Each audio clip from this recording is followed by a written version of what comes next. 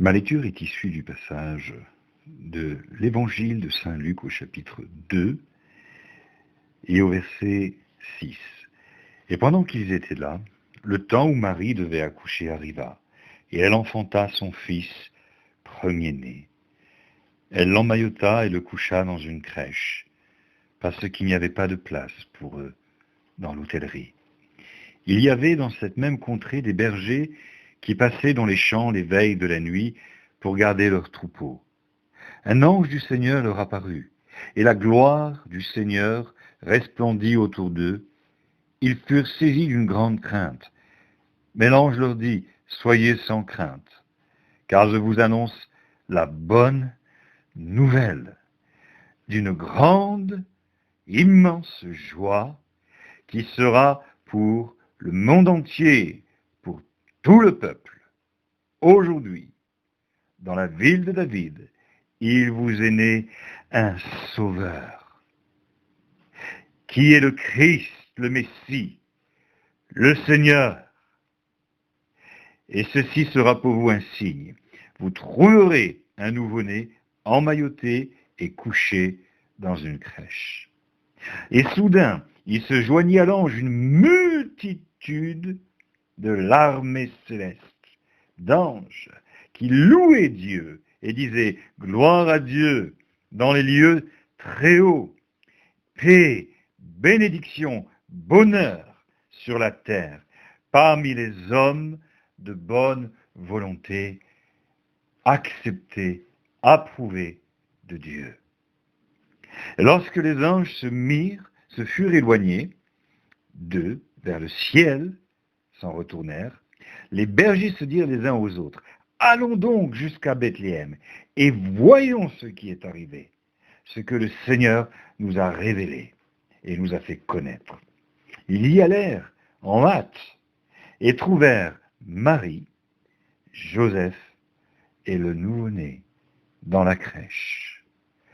Après l'avoir vu, ils racontèrent ce qui leur avait été dit au sujet de ce petit enfant. Tous ceux qui les entendirent furent dans l'étonnement de ce que leur disaient les bergers. Et Marie conservait toutes ces choses dans son cœur. Elle les repassait dans son cœur. Et les bergers s'en retournèrent en glorifiant, louant Dieu pour tout ce qu'ils avaient entendu et vu conformément à ce qui leur avait été annoncé. Amen. Noël, la naissance d'un sauveur. Le sauveur de l'humanité. Celui qui va racheter toute la création. Il est né pour mourir, souffrir, expier tes péchés, tes fautes et les miennes. Pour nous sauver des griffes du diable et nous sauver de l'enfer. Ce Jésus est réel, ce Jésus est vivant. Et aujourd'hui, nous fêtons sa naissance.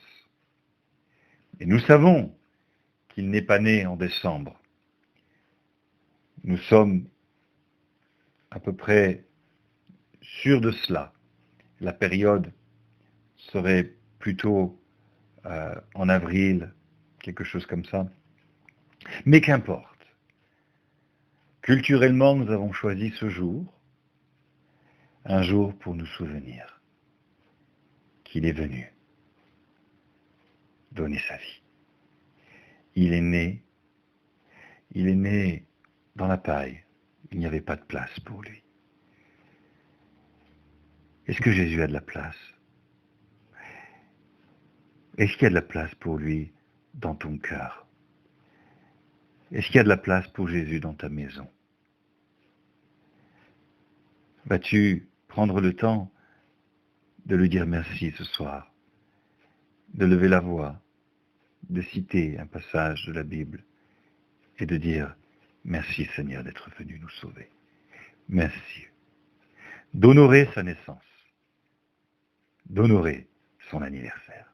Alors oui, aujourd'hui, beaucoup, et je dirais toute la France entière, toute la population et dans le monde entier, les familles se retrouvent.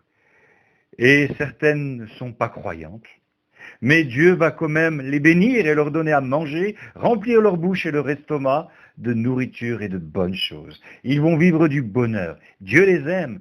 Dieu les aime. Ils ne connaissent pas Dieu. Ils ne savent pas. Tous ne savent pas que c'est réel. Tous n'ont pas compris à quel point Dieu les a aimés. Il faut leur dire. Ils ne l'ont jamais entendu. Certains n'y pensent même pas, ne veulent pas l'entendre, c'est vrai. Mais Dieu va les bénir. Dieu est bon même pour ceux qui sont ingrats, dans l'ingratitude, qui ne savent pas dire merci à Dieu.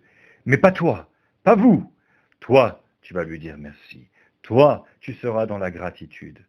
Toi, tu es plein de reconnaissance envers ce Jésus qui a donné sa vie pour toi, qui est venu en ce jour. Et tu lui diras, et tu lui dis, Jésus, je t'aime. Merci Seigneur. Amen et Amen. Joyeux Noël à tous.